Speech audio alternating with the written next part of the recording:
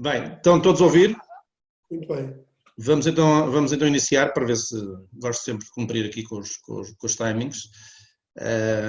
Agradecer desde já a presença a todos. Esta é a terceira Boston Talk que a Neves Almeida está a dinamizar, uma ideia que até surgiu de clientes nossos numa partilha de necessidade ou bondade da ideia de ouvir um pouco experiências de outros, nomeadamente de outros setores, o que é que são, no fundo, as realidades que estamos aqui a atravessar, ideias sobre o momento e, fundamentalmente, aqui alguns pontos de vista também sobre o futuro.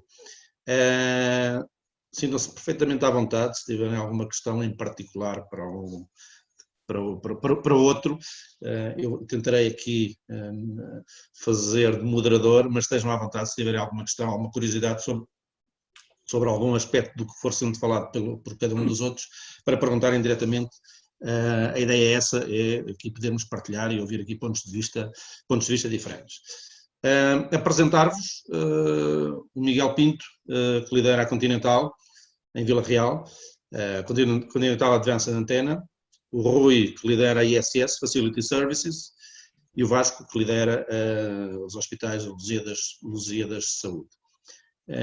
Eu se calhar iria começar, se calhar dou a palavra se calhar aqui ao Vasco, que foi o último a chegar, e diria que nos dias que correm é o chamado que está na linha da frente, e portanto se está na linha da frente, se calhar começar por perguntar ao Vasco o que é que isto, o que é que esta situação, e se calhar aqui fazer uma ronda pelos três antes de afunilarmos depois num outro tema, que impacto é que isto de facto está a trazer em termos de negócio e em termos obviamente também de impacto nas operações, da forma como desenvolve a vossa atividade. Pedro, aqui o Covid, esta pandemia, teve um impacto monumental, eu diria um impacto quase que absoluto naquilo que é a prática de cuidados de saúde, ou seja, houve uma paragem, eu diria, integral dos serviços de saúde, eu diria maioritariamente também a nível privado. A nível privado houve quase uma paragem total, mantendo-se apenas aquilo que são serviços que eu diria inadiáveis. Ou seja, parámos a faturação do grupo, caiu qualquer coisa como 90% da faturação caiu, portanto parámos absolutamente a operação e tivemos que redesenhar todo o negócio. Portanto, o impacto desta pandemia foi absoluto, porque tivemos de definir aquilo que nós chamamos as nossas HRAs, que são basicamente áreas de elevadíssima resiliência, que são as áreas que, sob pretexto algum, podem parar independentemente do que esteja a acontecer a nível da pandemia e da evolução da pandemia. São, por exemplo, o bloco de parto, o bloco operatório, os serviços de urgência, os cuidados intensivos, são áreas que não podem parar. Portanto, tivemos que as definir, não tínhamos definido, não era algo que tivéssemos pensado, e depois tivemos de definir protocolos clínicos, quer sejam de proteção dos profissionais e dos doentes, quer seja de tratamento de uma doença relativamente desconhecida. E, portanto, estamos a falar de uma aprendizagem de uma doença que surgiu no final do ano 2019 e que teve a sua expressão na Europa a partir de fevereiro e, portanto, basicamente algo muito, muito recente em termos de saúde. Isto foi o impacto imediato, que eu diria, do Covid no nosso negócio, que nos obrigou a seguir a repensar como é que nós poderíamos tratar doentes e, nomeadamente, levar aquilo que são novos modelos de prestação de cuidados de saúde, que provavelmente já ouviu falar, que tem a ver com a teleconsulta, por exemplo. Era algo que se falava há muito tempo e que tinha estado, por uma razão ou por outra... Já experimentei. Já? E que tal a experiência, por favor? Bem, para aquelas coisas que não obrigam a uma observação próxima e que seja partilha, diria que, de resultados de exames, diria que serve perfeitamente. Outro tipo de atuações, seguramente haverá muito mais reserva. Claro. E pronto, depois obviamente a teleconsulta foi algo que tivemos que implementar, desenhar e implementar, tivemos que definir protocolos clínicos para incluir as teleconsultas e, por último, algo que será já mais comum a qualquer setor da atividade, redefinimos tudo aquilo que é a capacidade do grupo em termos de trabalho a partir de casa, o teletrabalho. Portanto, conseguimos pôr 100% das nossas funções corporativas em teletrabalho durante todo o tempo da pandemia. Para ter uma ideia, estamos ainda a 20% daquilo que é a área corporativa a trabalhar no escritório e temos 80% da nossa área corporativa ainda a trabalhar de casa. Portanto, os hospitais de facto não pararam, tivemos que definir equipas em espelho, tivemos que definir por causa de profissionais que acabaram por ficar ou ficarem infectados ou por terem sido expostos e por serem considerados de risco. Então tivemos que definir modelos de trabalho em regimes de assistenciais, regimes de hospitais, tivemos que definir modelos de trabalho em regimes corporativos. Portanto, basicamente diversificámos brutalmente a forma como trabalhávamos desde que a pandemia entrou em Portugal. Muito bem. Rui, na área dos serviços, o que é que isto é representado? Bom, a área de serviços é muito ampla, né? No nosso setor é mais dentro dos facility services, em que estão aqui duas grandes organizações que nós já tivemos a felicidade de trabalhar no passado.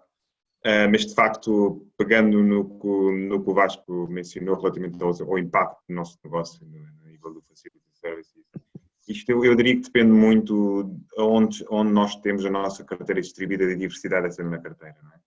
A ISS, por infortúnio, temos selecionado alguns segmentos que estão muito expostos a uma pandemia, que tem a ver com o setor do entertainment, turismo, etc. Portanto, neste caso mais específico, estamos a falar da aviação, do hotel, dos shopping malls, em que estão muito ligados ao público e que tiveram que fechar logo no dia 1.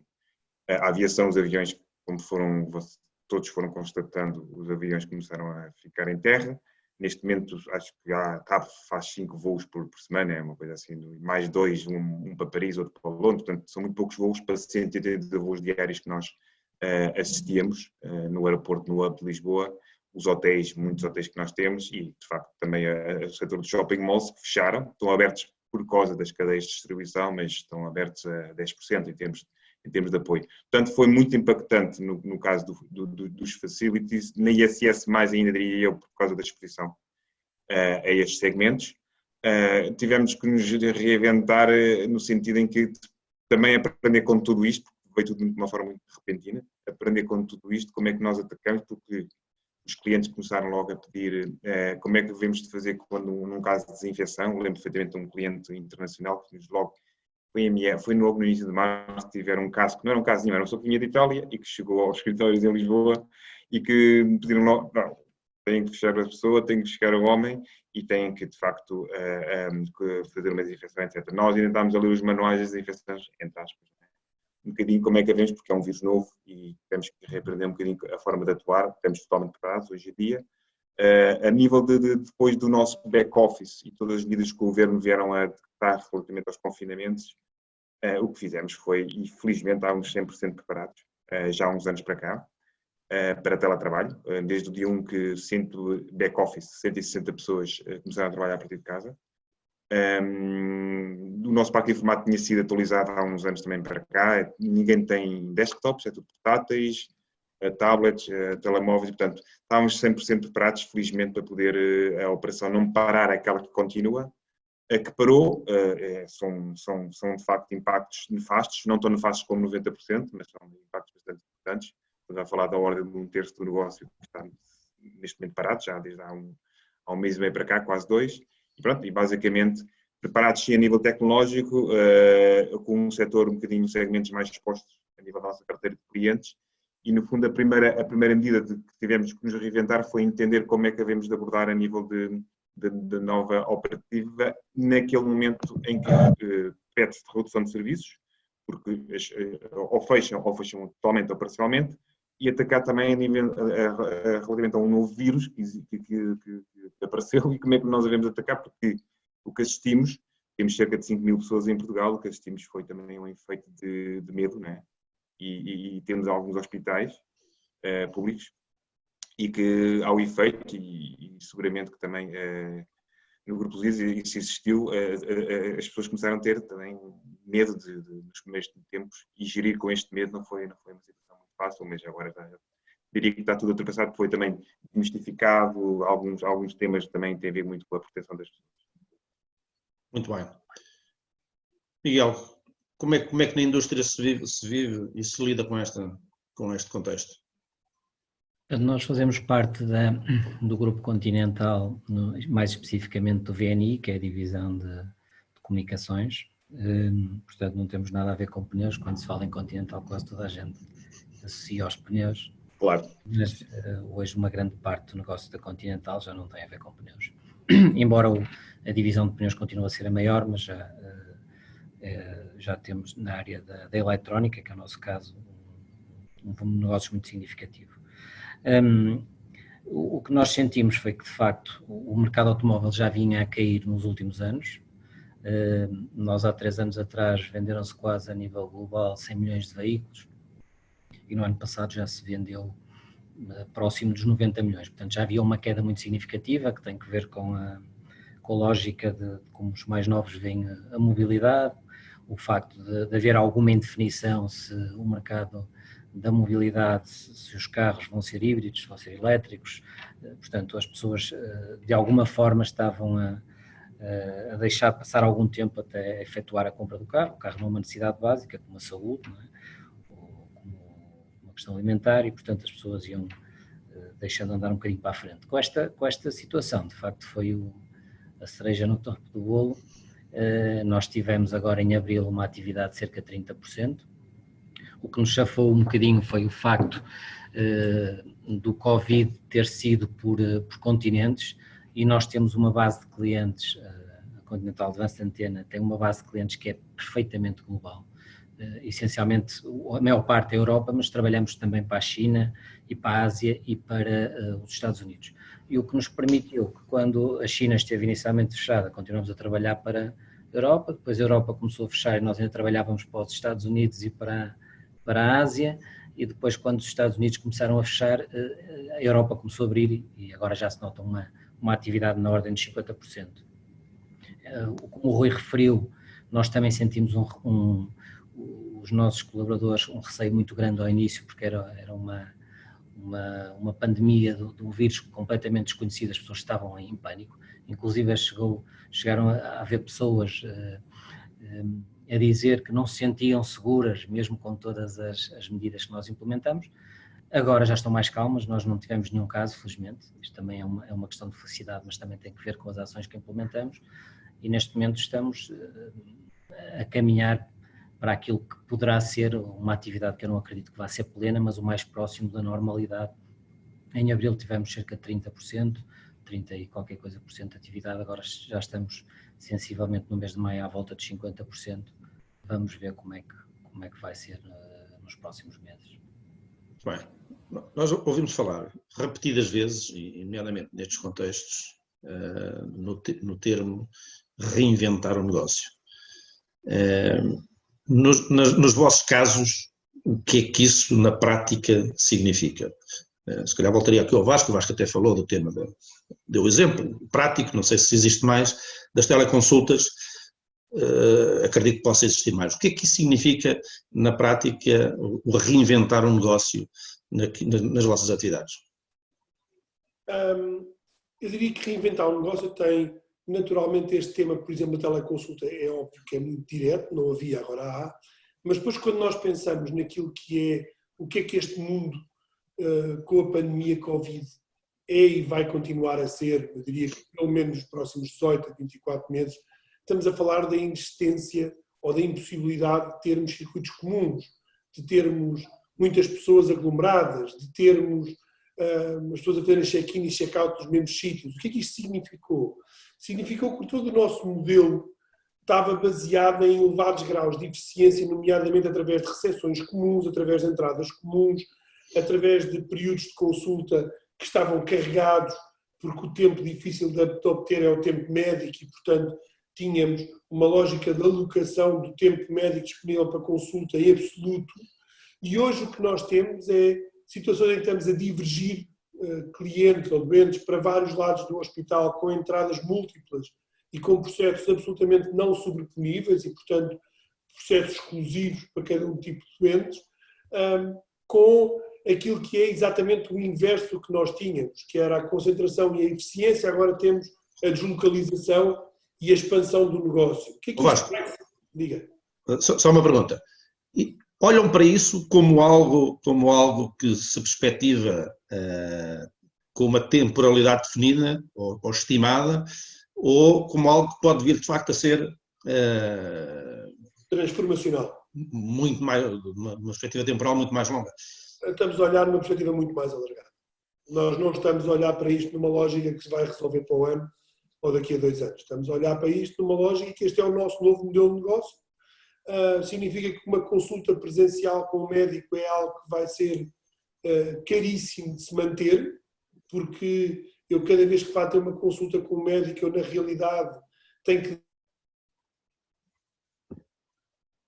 Deixámos de ouvir, eu deixei.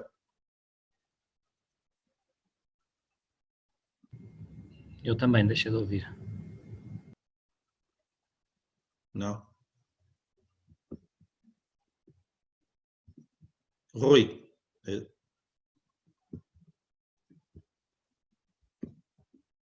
O Rui também bloqueou. Eu continuo a ouvir, Pedro. O Vasco e o Rui, acho que... Eles estão, nota-se que estão parados, a imagem devem ter... Vão voltar. Se eles não voltarem, passo a palavra a ti. E depois voltaremos a eles. Miguel, se calhar avançamos enquanto eles tentam voltar aqui.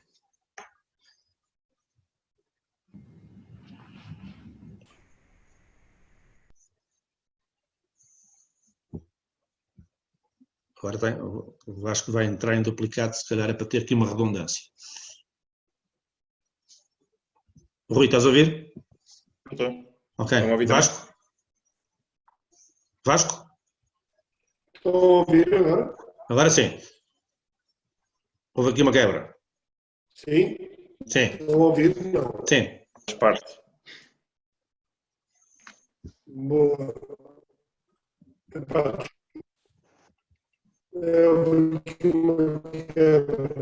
Mas o som não está bom. O som não está bom.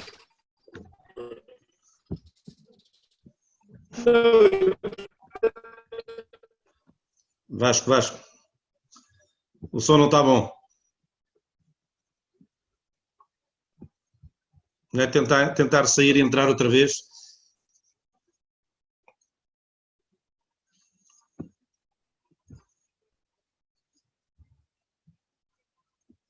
Sair e entrar.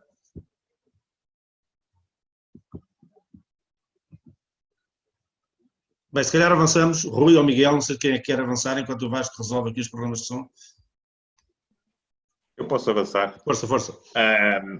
Relativamente ao tema de reinventar o negócio, até foi um tema que já falámos há 2 semanas atrás, mas de facto dentro do setor do nosso setor do Facility Services, estamos num contexto muito desafiante, porque estamos hoje em dia a pensar em espaços de uma forma diferente, de uma forma de estar diferente, e tivemos que repensar não só o back to work, que no fundo é como é que vai ser agora a nova realidade dos escritórios, de um supermercado, de uma fábrica, de uma indústria, etc. Como é que vai ser a nova realidade face a todo este ambiente em que vivemos, de muitas incertezas, como é que vai evoluir também a nível dos novos surtos e outras pandemias que possam surgir, não é? Portanto, estamos a pensar, no fundo, o nosso negócio não se reinventou, não estamos a reinventá-lo no sentido da digitalização, porque tem muita presença física. Estamos a falar de técnicos, tanto de limpeza, tanto de jardinagem, tanto de restauração. Obviamente que há certas situações numa fase, como o Vasco disse, de 18 a 24 meses, que poderão passar de uma transição, que depois vai passar para uma nova realidade. Por exemplo, um simples caso, a restauração, neste momento, a coletiva vai deixar de ser, e não pode ser nunca, o modelo buffet. Portanto, vai começar a pensar em modelos que vai ter muito menos gente a ser servida por hora, digamos assim. Como também todos os ambientes de escritório vão ter regras de distanciamento. Neste momento já estamos a preparar os nossos escritórios para a abertura de 1 de julho, em que vão ter regras e muito visíveis de como é que se deve circular e como é que se deve comportar as pessoas que visitam e e vão estar naquele escritório. Portanto, a reinvenção basicamente é o que nós chamamos o back to work, é a forma de estar, dar segurança a quem vai trabalhar, porque para nós é muito importante, tanto para a ISS como para clientes, estamos a dar essa ajuda também a muitos clientes, em que no back to work as pessoas se sintam seguras e que, mais do que nunca, tenham o foco no fundo para de alguma forma ir buscar o tempo perdido, porque nós ao final do dia acabamos por perder negócio, é quase dinheiro igual a tempo, buscar o tempo perdido, portanto com muito foco no nosso negócio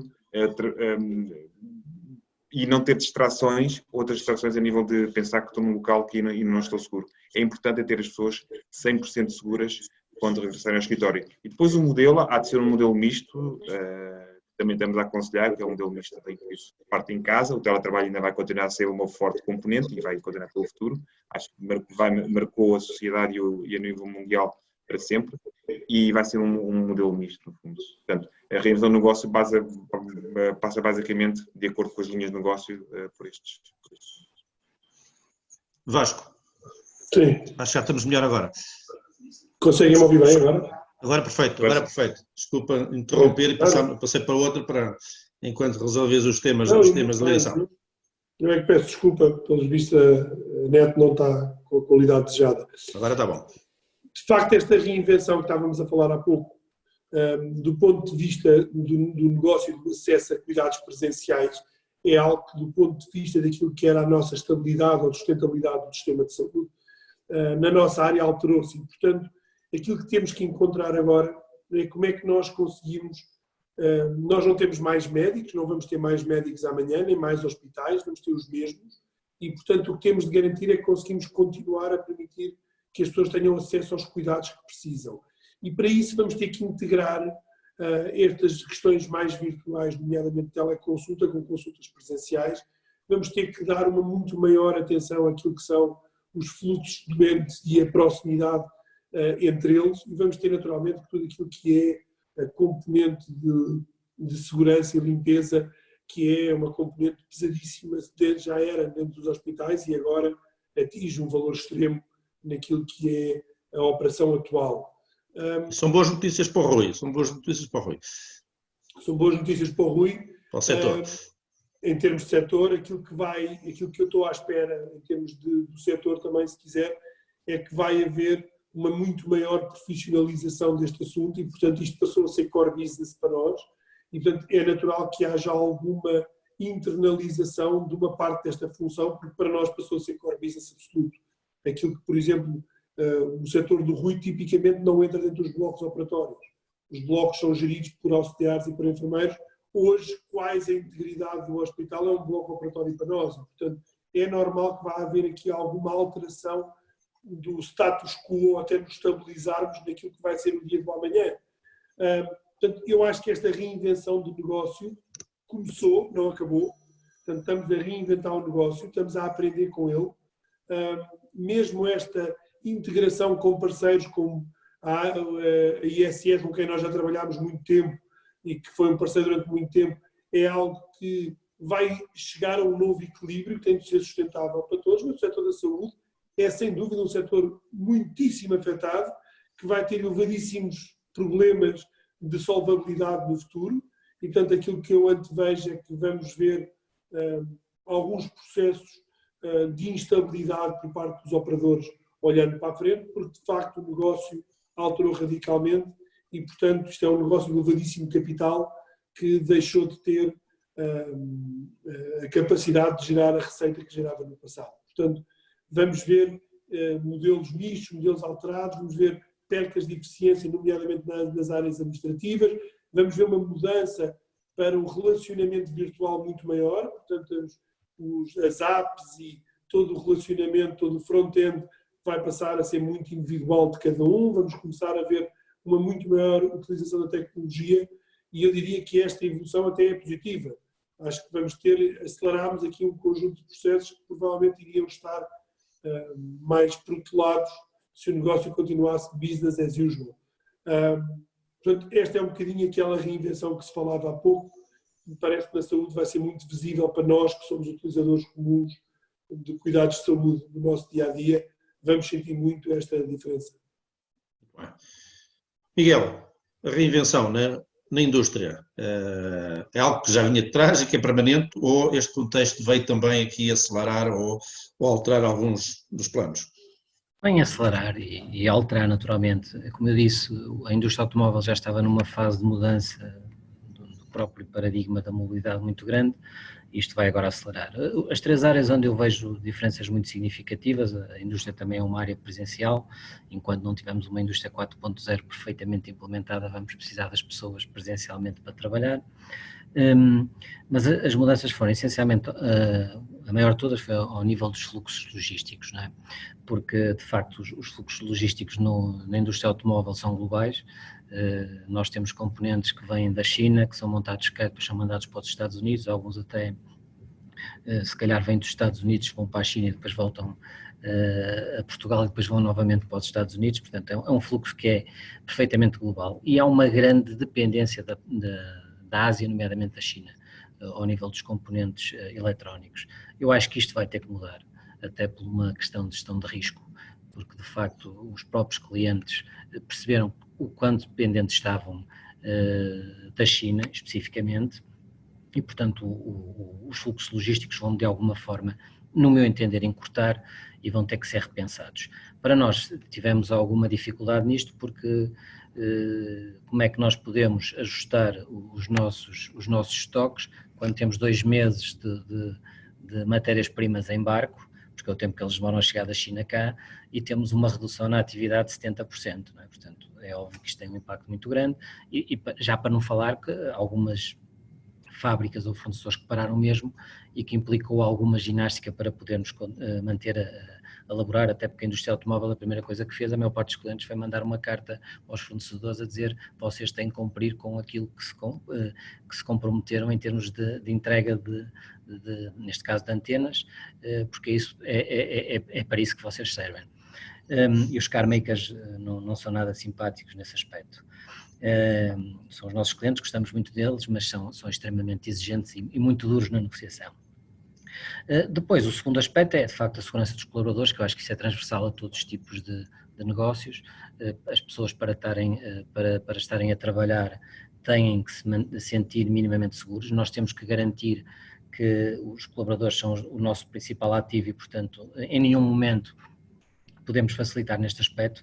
Tivemos isso em consideração e é algo que vamos manter durante todo o tempo em que existe esta pandemia, e mesmo futuramente algumas boas práticas vão ser aproveitadas para se manter. E depois o terceiro aspecto, que também é transversal a todos os negócios, que tem que ver com o ajuste da estrutura de custos, não é? É muito difícil, numa circunstância destas, conseguir-se ajustar a estrutura de custos que todos temos, nomeadamente os custos fixos, a uma realidade que eu não acredito que mesmo num futuro próximo vá ser igual àquela que era há uns meses atrás. Portanto, eu quando olho para os pedidos dos nossos clientes até dezembro, eu consigo ver que no mínimo vamos ter um decréscimo de 20% da atividade, independentemente de voltarmos a valores mais próximos daquilo que eram antes do mês de março e do mês de abril, que foram os piores. Muito bem.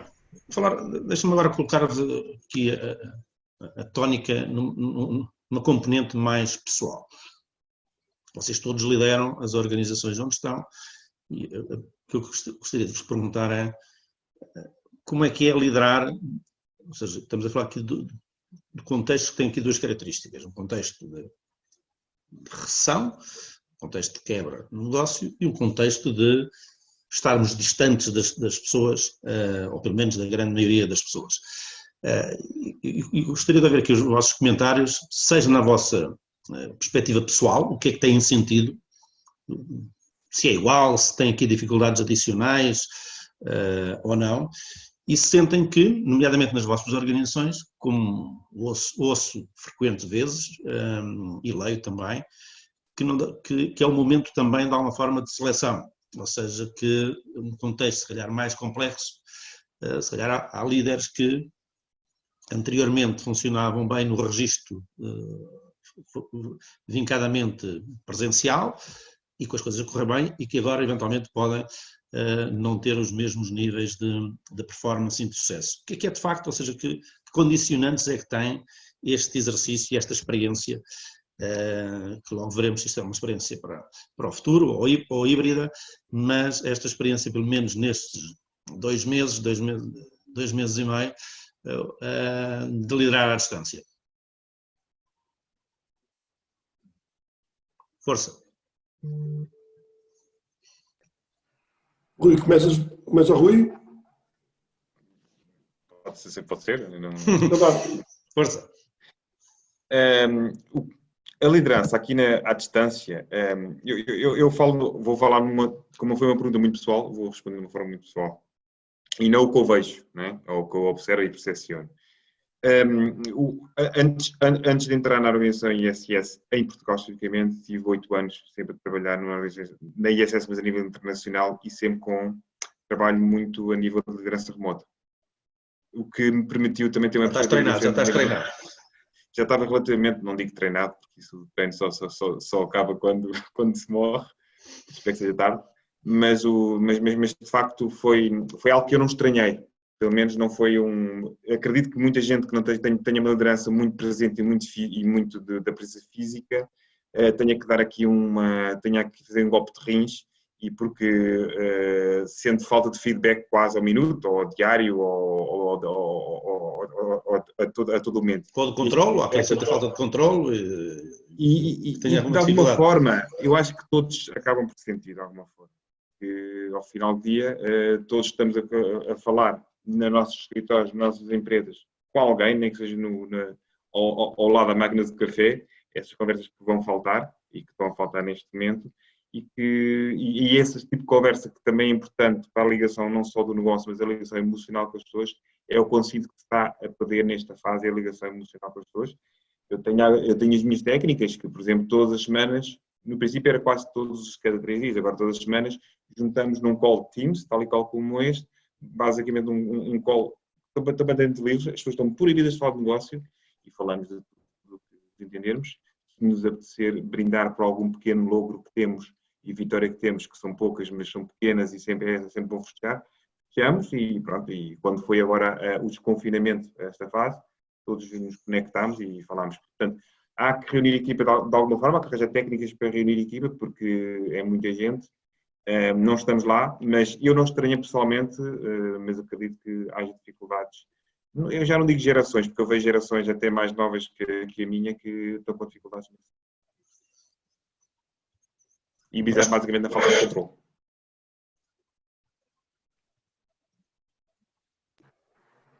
Seguimos a mesma ordem? Podes falar agora e depois fala Miguel, sim. Boa. Eu nessa parte concreta, também numa ótica muito pessoal, acabei por não, tendo em conta o nosso setor de atividade, eu não sofri desse distanciamento na primeira pessoa, porque eu nunca fiquei em casa, portanto, o nosso negócio não parou, antes pelo contrário, o nosso negócio adensou do ponto de vista de risco, do ponto de vista de medo, porque o medo tal está na base da pirâmide de Maslow e, portanto, óbvio, está tudo e afeta todos. Portanto, houve medo por parte dos profissionais, há medo por parte dos profissionais de saúde que estão expostos. Portanto, é uma altura crítica para mantermos aqui a presença e mantermos, eu diria mesmo, a presença física com eles.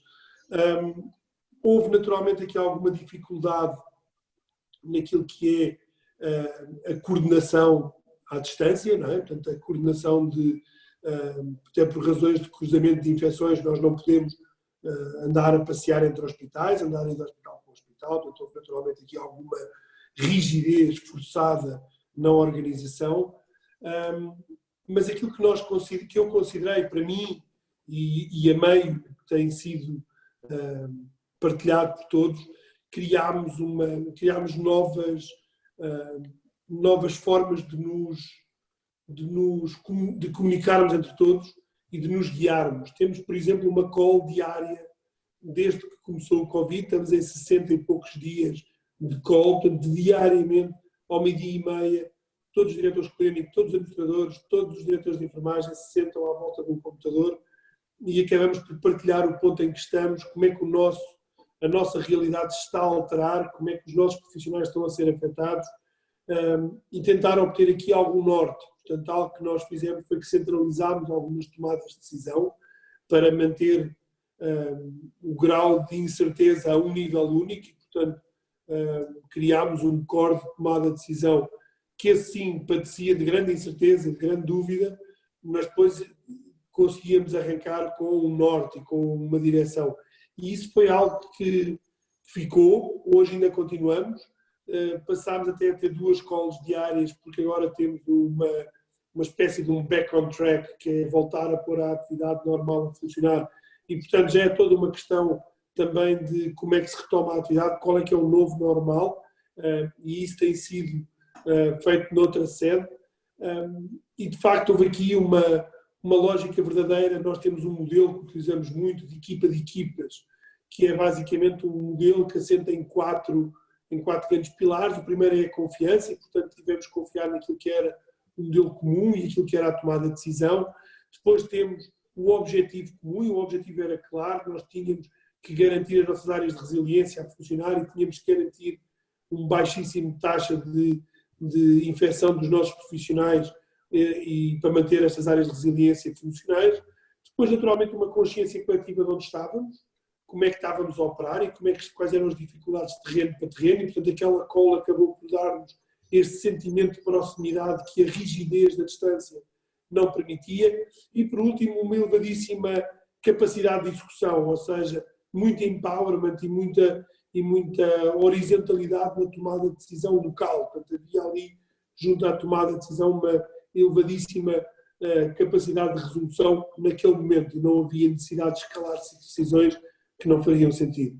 Portanto, houve aqui, este foi um bocadinho o impacto, eu diria, primeiro pessoal, que foi reduzido, e depois, eu diria, mais profissional, que é como é que a organização hoje funciona e como é que se determina o novo norte e como é que se comunica, eu diria, as alterações e as comunicações e os achados que vamos tendo ao longo do tempo.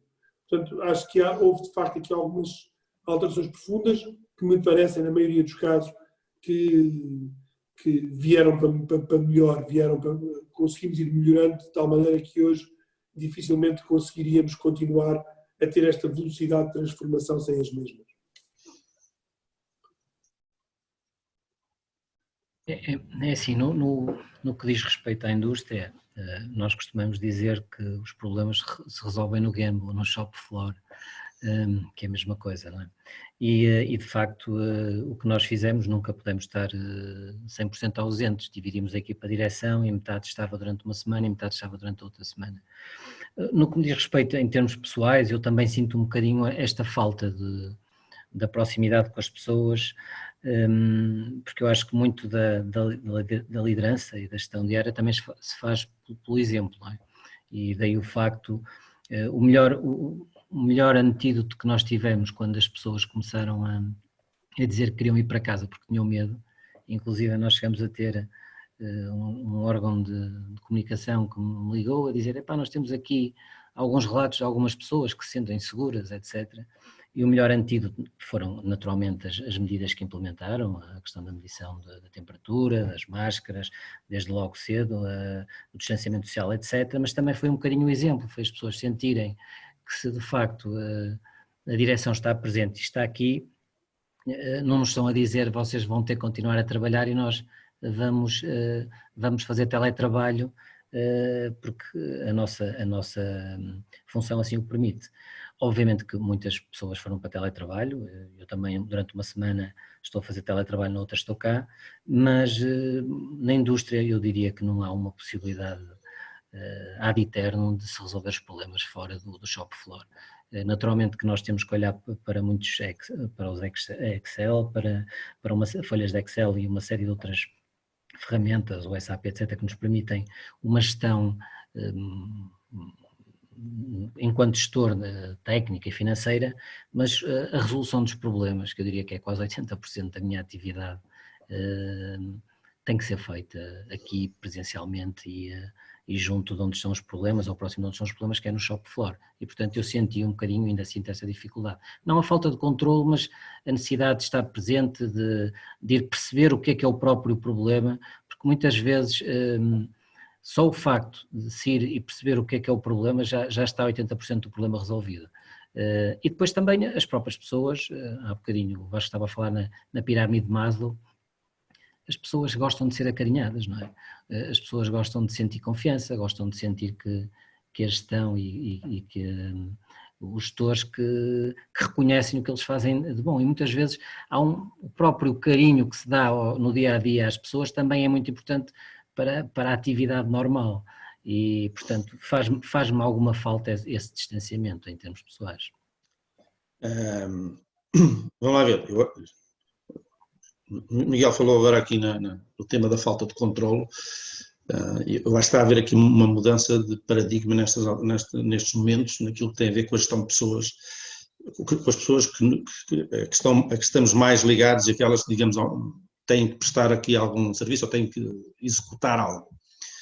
E estamos a mudar muito no registro de dois termos que o Vasco falou também, como dois dos pilares das calls que faziam, que acho que naquilo que tem a ver com a gestão de pessoas são absolutamente críticas hoje em dia, que é o tema da confiança.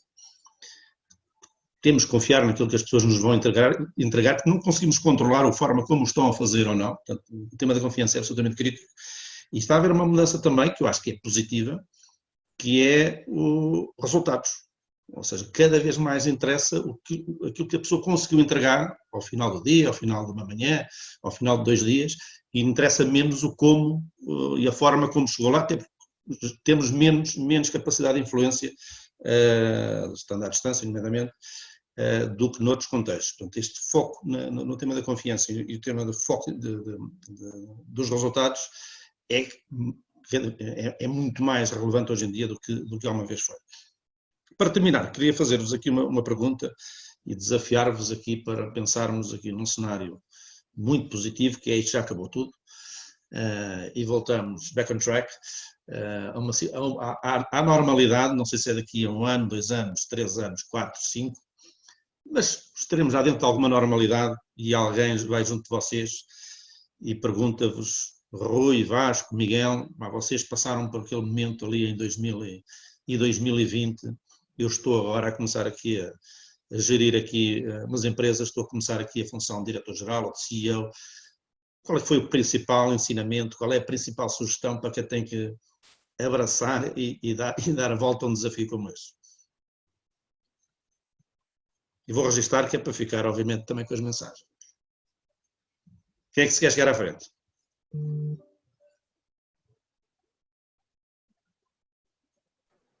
Eu posso chegar. Força Vasco, não.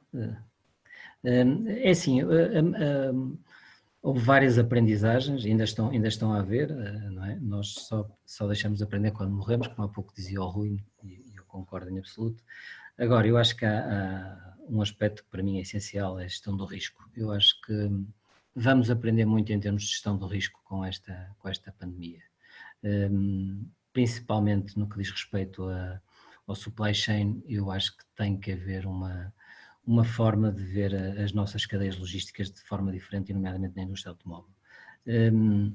Faz sentido, pergunto eu, às vezes por 10 cêntimos estarmos a fabricar componentes na Ásia, podia ser noutro sítio qualquer, mas na Ásia, em vez de fazer na Europa, e depois temos uma pegada ecológica de não sei quantos aviões a trazer os materiais para a Europa ou para os Estados Unidos. Faz sentido isso? Portanto, eu sei que isto no final é uma obrigatoriedade do capitalismo, porque de uma sociedade capitalista, porque nós estamos e da concorrência, se nós estamos em concorrência com outra empresa, e se ela faz 10 cêntimos mais barato, com o mesmo nível de qualidade, o cliente vai buscar o outro, não é? Mas faz sentido, de facto, em termos mesmo de risco, ninguém adivinhava que isto ia acontecer, mas o facto é que aconteceu e outros cenários podiam ter acontecido e outros eventos também, se calhar não desta dimensão, mas muito negativos. Faz sentido olhar em termos de gestão de risco, em particular no que diz respeito à indústria automóvel, para o supply chain, porque isto é de facto um aspecto que vai mudar muito no futuro depois desta pandemia, é o meu entendimento. Obrigado, Miguel.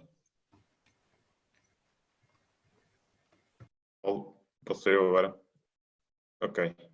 Sim, o Miguel tem toda a razão e ouve-se falar, de facto, a deslocalização e o repensar destas cadeias logísticas. Estás a falar da Ásia, basicamente, é o que o mundo fala, é da Ásia. não fala de mais nada, em que as grandes cadeias de distribuição, eu diria que são boas notícias para a Europa, porque a Europa vai começar a produzir mais o que deixou de produzir e deixou para a Ásia, mesmo com os tais cêntimos, vai acontecer, porque será muito maior os prejuízos depois de não poder ser a Ásia por algum motivo, como foi neste caso a pandemia, do que propriamente por os 10 cêntimos mais a pegada ecológica. Mas, no facto, do meu lado, eu diria que estamos a enfrentar um dos maiores desafios das nossas vidas, não tenho dúvidas nenhumas, né? Pelo menos falo por mim. Que nos está a obrigar, de facto, a reinventar a nossa forma de viver. Eu nunca tinha vivido assim, tanto tempo confinado, e que nos obriga também a encontrar novas soluções a nível do negócio, diversificar o negócio, porque, portanto, no nosso caso, pensar a nível de gestão de risco, que eu ia falar na gestão de risco, o Miguel falou, mas eu ia falar na gestão de risco, portanto, a diversificação do negócio é muito importante aqui, porque temos de saber quais são, agora com a pandemia e com a aprendizagem que tivemos, qual é que é as áreas em que poderão estar mais expostas e menos expostas, e se estiverem mais expostas, de que forma é que eu posso gerir este risco no futuro? Não é não estar lá, sim, seria errado. E procurar oportunidades e apoiar os clientes sempre, mas uma coisa é verdade, e a aprendizagem é esta, com uma maior segurança do que era no passado, não tenho dúvidas nenhumas. Mas como sou sempre um irritante otimista, acho que a resposta de se há confiança da última pergunta que colocaste no convite, sou um irritante otimista e de facto a resposta seria fácil, mas de facto existe ainda muita falta de dados para saber realmente qual é que é a verdadeira aprendizagem para as próximas gerações quando alguém me perguntar alguma coisa. Alguma coisa já se pode falar, mas ainda falta muito para fazer efetivamente um verdadeiro assessment relativamente ao futuro. Mas seguramente que é uma experiência para ficar. Muito bem. Vasco. Bom, não replicando tudo aquilo que foi dito de cadeias de valor, porque estamos em absoluto acordo, eu diria que na área da saúde, eu acho que o ensinamento que vai ficar é que há claramente uma alteração das prioridades. Houve durante muito tempo uma assunção no controle sobre estas pandemias, porque tivemos aqui alguns arranques, eu diria, em seco, nos H1N1s, no ébola, de coisas que nós todos tememos quando falámos da gripe das aves em 2008 e em 2009, e que depois acabou por não ter um impacto tão grande aqui no mundo, eu diria mais ocidental, e portanto assumimos que tudo iria mais ou menos ocorrer assim.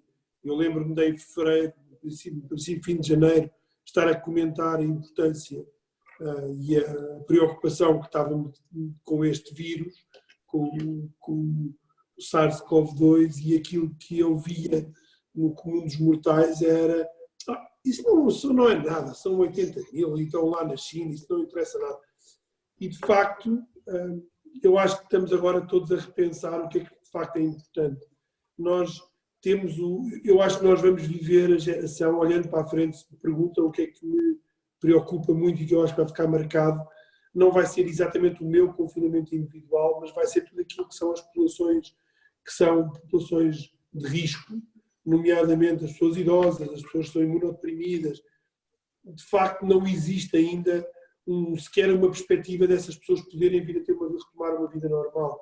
Isto vai afetar brutalmente aquilo que é a saúde mental, aquilo que é os estados de afastamento e de isolamento das pessoas, e que nos vai marcar brutalmente. Eu não tenho dúvida nenhuma que aquilo que nós tínhamos, que era a presença da voz na vida dos netos, os ensinamentos de pessoas mais velhas, são questões que esta geração vai ficar clarissimamente marcada por isto. A população mais vulnerável vai ter que tentar passar entre os pingos da chuva. Isto vai demorar algum tempo, vai demorar muito tempo a escalar, e vai demorar muito tempo a escalar a essas populações. Portanto, as populações vão demorar tempo a estar com esta vacina, que há algum tipo de tratamento, nós estamos à espera que aqui venha, e sem dúvida concordo com o Rui e com o Miguel, isto deve ser provavelmente, espero eu que seja, porque ainda falta o futuro, mas espero eu que seja a experiência mais marcante do ponto de vista de risco e de medo que eu passei até hoje, e que espero não passar por nenhuma maior. Muito bem. Vasco, acho que estamos todos a passar pelo mesmo, porque isto para todos, ou para a grande maioria, de facto, é uma experiência que puxa aqui para um conjunto de atributos e de competências que é absolutamente desafiante e brutalmente complexo. Chegámos aqui ao fim do nosso tempo. Queria agradecer-vos muitíssimo aqui a vossa disponibilidade e os vossos valiosos contributos. Espero que tenham apreciado também, e queria desejar-vos, obviamente, aqui os maiores sucessos aqui para darmos cabo do bicho e para que as nossas organizações voltem e recuperem mais fortes do que nunca. Muito obrigado, Pedro. Vai ficar tudo bem. Um abraço a todos e obrigado. Obrigado a todos. Obrigado. Um grande O resto, abraço. bom dia. Obrigado.